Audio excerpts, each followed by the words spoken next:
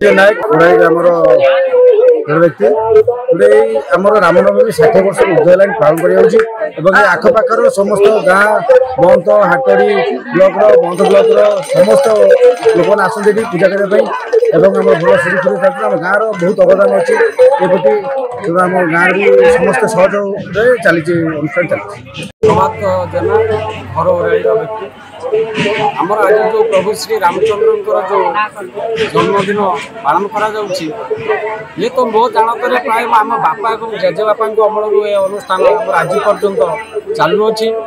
आमर ओराई गाँव भक्त नुहे पाखापाखि ओराई ग्राम पाखापाखि 60 ରୁ 70 गाँ भक्तर ये भिड़ रुए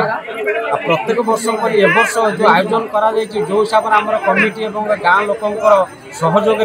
बहुत धूमधाम ए वर्ष प्रभु श्री रामचंद्र पूजा आयोजन करा कौन कह प्रत्येक वर्ष पर आध्यात्मिक कार्यक्रम ठीक संध्या 6 घटिकार आमर ये आरंभ हुए आ प्रत्येक वर्ष यही रामनवमी पड़िया प्रत्येक अपेरा शांति श्रृंखलार सह 3 राति आयोजन करा लक्ष लक्ष साधारण प्रत्येक वर्ष ये भिड़ रुए पवित्र श्रीरामनवमी उपलक्षे समस्त हार्दिक शुभेच्छा। आमर ये पर्व प्राय मोर जन्म मोर बयस 60 वर्ष पूर्व आम देखी आसु चली ए पर्यटन चली से आमर ये अनुष्ठान में ठाकुर तैयारी होती 9 दिन रुहती विसर्जन जाती तादे पाला एवं भक्ति संगीतर उत्सव कराए एबे